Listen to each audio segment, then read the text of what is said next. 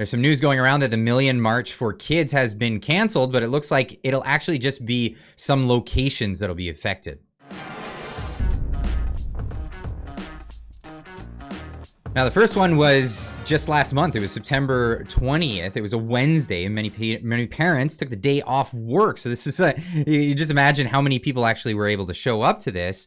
They were all just the most devoted people for this cause. This cause, of course, is, well, I mean, just sum it up in one small sentence. It should never be okay for teachers to talk about sexuality with children and keep it a secret from their parents. This is the sentiment going around, and this is what largely a lot of these groups are railing against in this scenario. And this has to do with SOGI being taught in schools. SOGI, of course, being the sexual orientation and gender identity. It seems like gender ideology is what's really being taught in these schools. But a lot of parents are, some parents are okay with this, and that's fine, and that's their purview.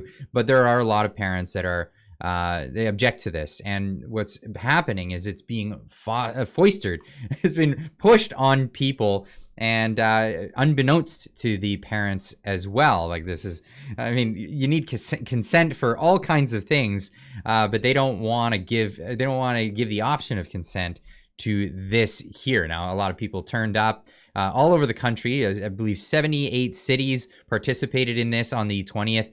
Many people were there. I went to the one in Vancouver. It was fantastic. Lots of great people. Of course, there was a presence of a counter protest, which was very loud, boisterous, but largely uneventful when it comes to like any real pushback or anything like that. It was just loud people.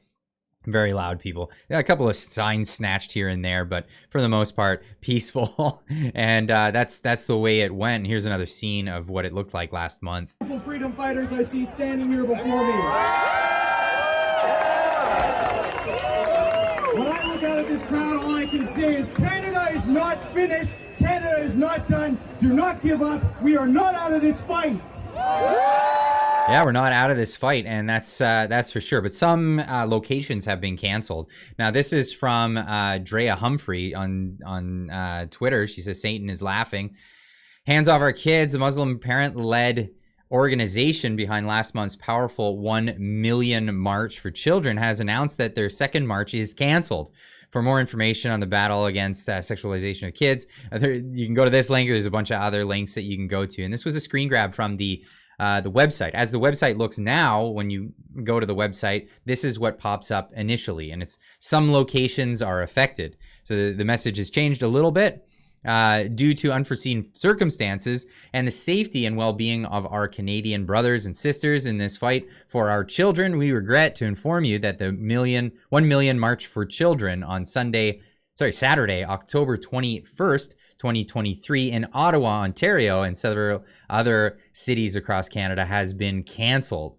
Please check your city to confirm if there's a march still taking place there. Our team is committed to serving Canadians from coast to coast. We will be relentless and unapologetic in our role as Canada's most powerful movement, which has swept the nation and won the hearts of all parents and children. Together, we are truly one nation under God. This is Kamil Al-Sheikh. I reached out to Kamil. I didn't get any response back. I'm sure he's a busy guy because of all of this. So if I get more information, I'll definitely keep you guys in touch about this. But on the website, there is still, it's still an active website. It still says October 21st, which is a Saturday. So this will be a lot easier for a lot of parents to make their way out. And you don't have to be a parent. You could just be a concerned citizen, somebody who's, active in community organization, community events. At the last one in Vancouver, there was a lot of people from the gay LGBT community that came out in favor of this march, and they were marching just right alongside of everybody else. So like I said, you don't have to be a parent, you don't even have to be a straight person. It's welcome to anybody who wants to come in and stand up for parental rights, and the idea that this is not okay to be pushing on children, this type of stuff. Now, you can check out on the website, there's locations that are still happening around Canada that's being organized by this particular group. Now, this isn't the only group that's organizing along the lines of these events. We also have 1 Million March for Children on another website. This is 1 Million March for Children, squarespace.com. And this is another one that's showing all the different locations that they're engaged with and they're working with. These things can be, you know, kind of scattered and all over the place. And when you show up, it's just who's here, what's going on, who knows what's happening. But this is another website. I'll leave the links in the description down below where you can check out the maps of where some of the things are happening. There's maps on this site and on the other site. Again, here's an entire map of Canada, and they're happening all over the United States on this one as well. So this is where things are really picking up. Now in British Columbia, we have, you know, Chilliwack, Surrey, Prince Rupert, a bunch of places, Nanaimo, Prince George, 100 Mile House, like it's all over, Abbotsford, Penticton. So pick a city that's closest to you. I think I'll be going to the one in Surrey. So if you happen to be around, come check that one out. If you're in Vancouver, you can't find one there, just the surrounding areas, come check this out. This will be interesting, to say the least. Met a lot of really good people at the last one, and it was fantastic to just, you know, get yourself out there and see that, you know, there are actually lots of people that support this cause of, you know, just maintaining innocence for children. It really is about that. It's really a case of, you know, the preservation of innocence. You know, children should be teaching math and science and all those kinds of things, not being indoctrinated into this sort of thing. So if you agree with that message and you agree that, you know, children should never have secrets from their parents at the request of an authority at a school board or a school board, guidance counselor, that kind of thing. If secrets need to be kept from parents for a child's safety, well, I think there's protocols involved in that, and that's when police need to be, you know, brought in, you know, in the case of actual abuse. But this is obviously teachers going above beyond the pale and going beyond their line of duty in like teaching kids these things.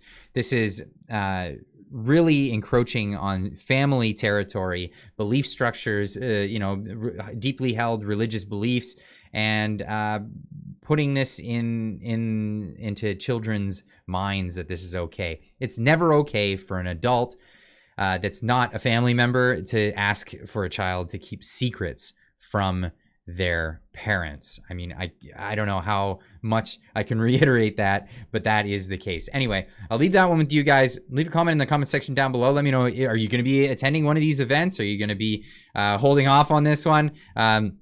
I think that largely the troubled areas are the ones that won't be participating in this one, and the other areas will be the more where more of the crowds show up, and maybe you'll meet some cool people. Anyway, leave a comment in the comment section down below.